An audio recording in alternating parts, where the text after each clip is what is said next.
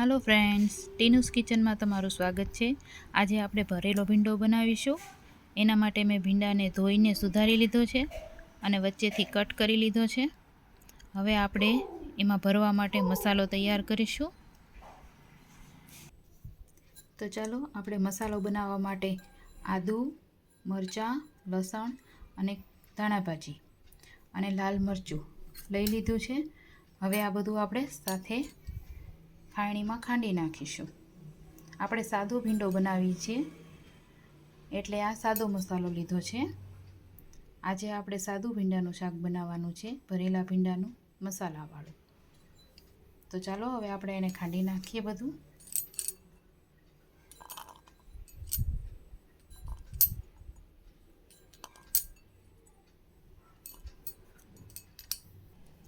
તો હવે આપણે બધું પીસાઈ ગયું છે, તો એમાં થોડા મસાલા નાખી દઈશું। સ્વાદ પ્રમાણે મીઠું નાખશું,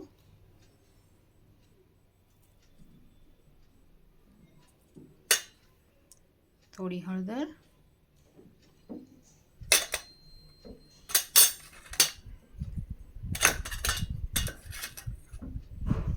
ધાણા જીરું પાવડર,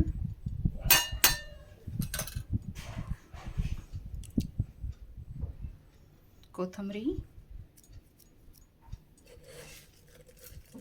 અને ચપટી ખાંડ ઉમેરીશું।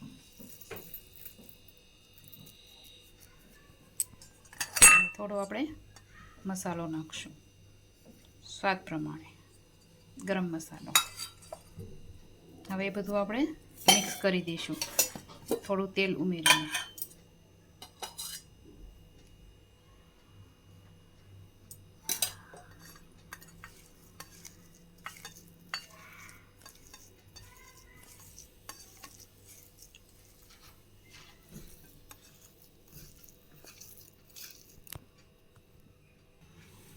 હવે બધો ભીંડો આપણે ભરી દઈશું એક એક કરતાં।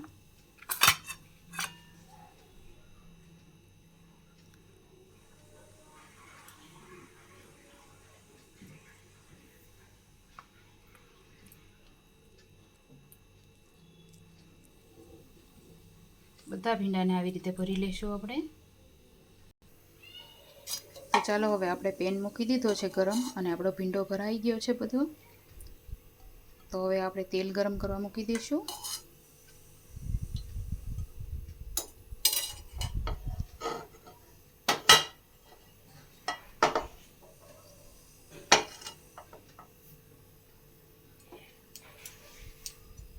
આજે આપણે સાદો ભીંડો એ માટે બનાવ્યો છે કારણ કે આજે મારે ખૂબ જ મોડું થઈ ગયું હતું। જો તમારે વધારે મસાલાવાળો ભીંડો જોવો હોય તો તમે મને કમેન્ટમાં કહી શકો છો, તો આપણે બીજી વખત એવો ભીંડો બનાવીશું। પણ અત્યારે મેં એટલા માટે સાદો ભીંડો બનાવી નાખ્યો છે। ટાઈમ ઓછો હતો અને ઝડપી બનાવવાનું હતું એ માટે। તો હવે આપણું ઓઇલ ગરમ થઈ ગયું છે, તો એમાં હિંગનો વઘાર કરીશું આપણે।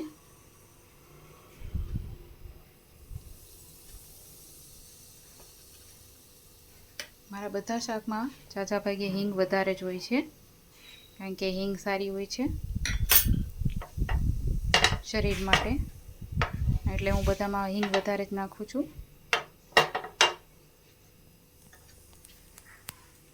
હવે આપણે એક એક કરતાં બધો ભીંડો અંદર ઉમેરી દઈશું।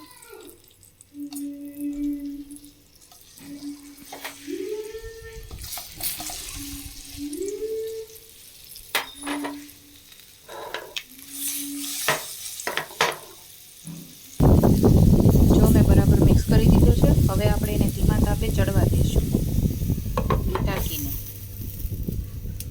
એટલે અંદરને અંદર ભીંડો બફાઈ જશે અને સારી રીતે ચડી જશે। ત્યાં સુધીમાં આપણે ટમેટાને ક્રશ કરી લઈએ। તો ચાલો આપણો ભીંડો હવે ચડી ગયો દેખાય છે, તો આપણે ચેક કરી લઈએ।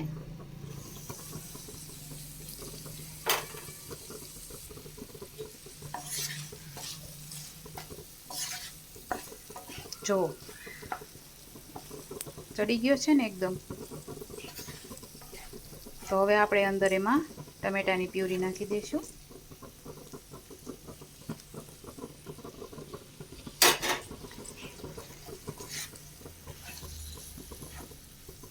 અને ભીંડામાં જે મેં ગરમ મસાલો નાખ્યો હતો એ મેગી મસાલો નાખ્યો હતો મેં, કારણ કે નાના છોકરાઓને મેગી મસાલો વધારે પસંદ હોય છે. એને મેગી મસાલાનો સ્વાદ આવે એટલે બધા શાક એને સ્વાદવાળા દેખાય છે.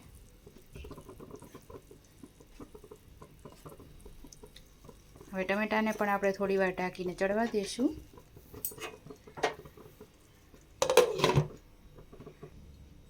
તો તૈયાર છે ફ્રેન્ડ આપણા ભરેલા ભીંડાનું શાક.